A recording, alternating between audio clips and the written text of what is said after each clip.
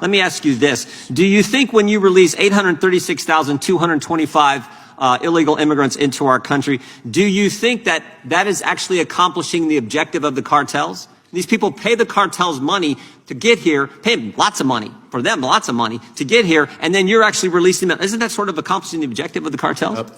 Congressman, those are individuals who have claimed asylum under our laws. Let me speak of one. Let me ask you one last thing. 42 illegal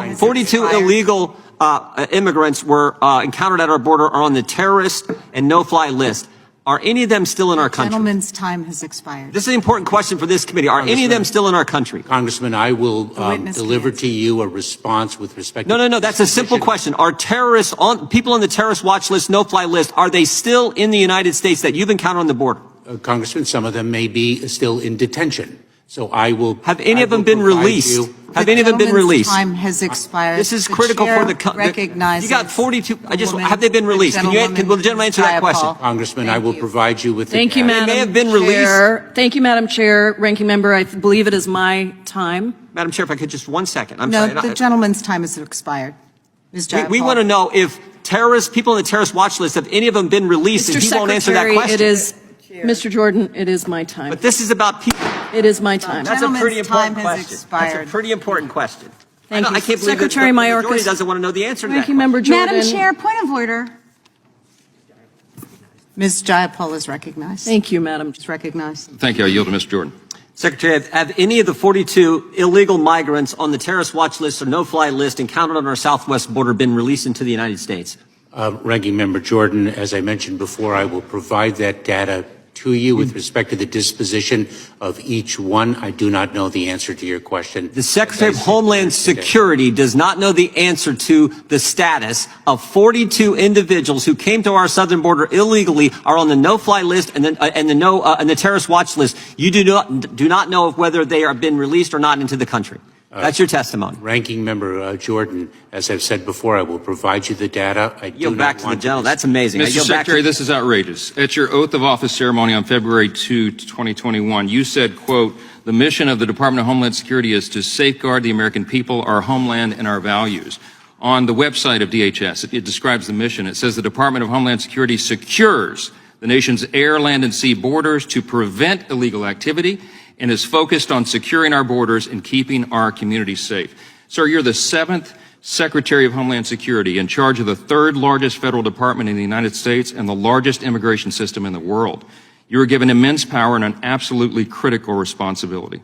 Of all of our federal agencies, sir, I think yours is the one that has the smallest margin of error. Because if the Secretary of Homeland Security is unable or unwilling to give these answers, to perform his duties and accomplish his mission, crime surges, chaos ensues, and innocent people die. Mr. Mayorkas, that is exactly what is happening on your watch. All of us have been down to the border. We've seen this with our own eyes, and we are outraged. And so are our constituents and all law-abiding citizens in this country. They're outraged because of your deliberate and defiant policies. These are the documented facts. We have a literal invasion of lawless masses flooding over our border from more than 160 countries. The safety and security of the American people are being directly threatened, and innocent children, sir, are being abducted, assaulted, raped, and murdered by human traffickers. Countless numbers of known terrorists and vicious gang members are clearly coming across our border and making their way into our communities all over the country.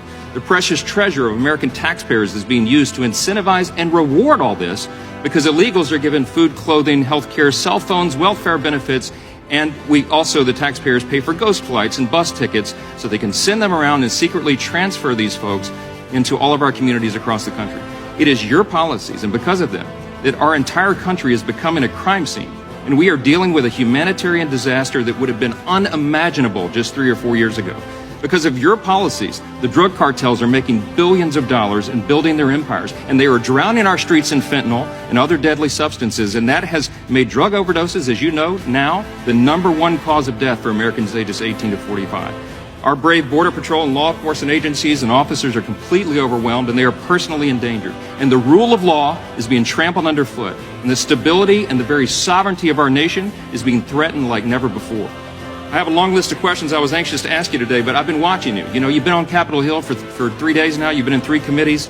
You're very, you have an extraordinary talent, I think, for evading questions, and you've provided answers that are not accurate, and that's documented.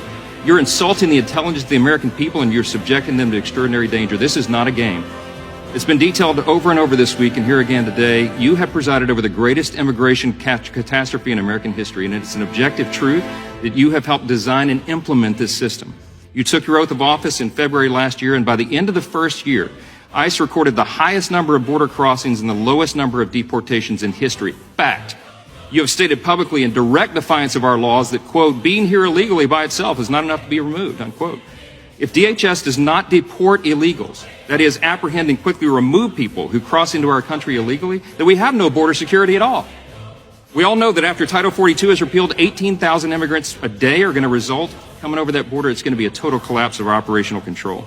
If people are allowed to simply walk in here and live and work and collect taxpayer-funded benefits and assistance for years upon years and maybe permanently, then in a very short period of time, we'll be totally overwhelmed. We'll be crushed by the sheer numbers and the weight of illegal immigration, and there will no longer be any border, any security here, any sovereignty at all. We won't have a country. I called for your resignation in July of last year and explained then that it had already become crystal clear that you are either unable or unwilling to do your job. But as has been said here today now, based upon the facts and the evidence, we've concluded you're doing this intentionally. It is despicable. I believe these are impeachable offenses, and Mr. Secretary, my advice to you is to begin your search for a different career field very soon, because there will be an election and the American people will let their voices be heard on this, and we will be taking the majority.